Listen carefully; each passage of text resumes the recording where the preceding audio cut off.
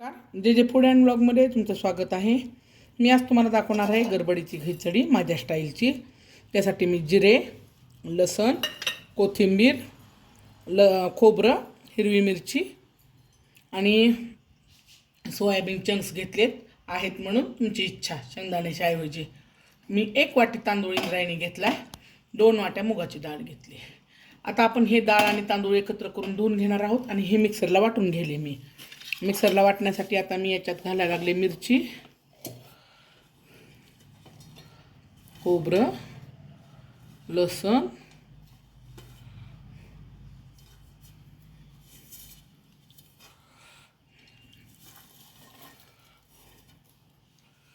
आणि जिरे. मी आता हे वाटून घेते मोठा. चला मी तेल टाकून घेले. 2 पळ्या तेल टाकलेलं आहे. तेल तापलं आहे. मोहरी टाकायले.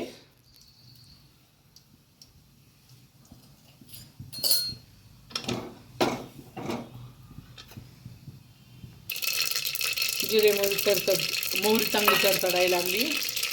जिरे टाकले. ते वाटल्याला त्यात अद्रक नव्हती माझ्याकडं, अद्रक राहिली. लसूण, कोथिंबीर, जिरे, कोथिंबीर सहित वाटून घेतलं मी. अद्रक नव्हती माझ्याकडं, तुमच्याकडे असेल तर टाका, वापरा.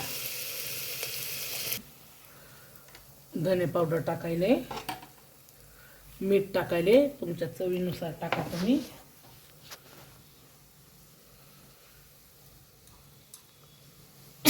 हळद टाकून घेतली.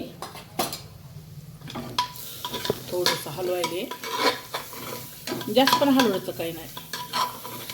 आता हे तांदूळ आणि डाळ धुवून ठेवलेली मी टाकायले. स्वच्छ 2 पाण्यानं धुतली. आता हे टाकून घेते सगळं. आता याच्यामध्ये आपण चंक्स घालणार आहोत सोयाबीनचे. त्याच्यानंतर मी 3 वाट्या झालं, 1 वाटी डाळ आणि तांदूळ, तर मी 6 वाट्या पाणी घालणार आहे. हे 2 वाट्या आहे. तुम्हाला आवडत असेल तर टोमॅटो पण कापून घाला. मला आता वेळ नाही म्हणून घातला नाही. 3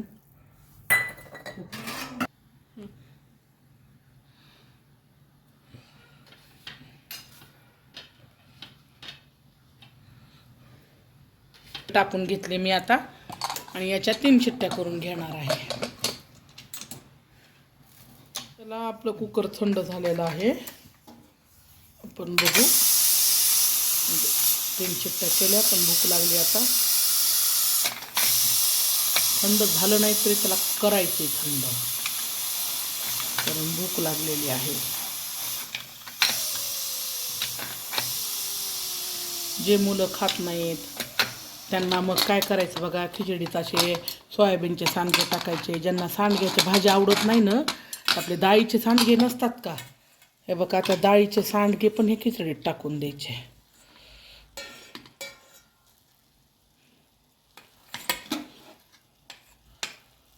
बघा, चिकट छान खिचडी झालेली आहे.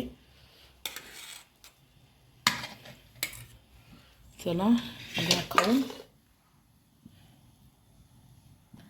लाईक करा, शेअर करा, कमेंट करून सांगा. तुमच्या मित्रमैत्रिणींना पाठवा आणि कशी झाली हे कमेंट करून सांगा.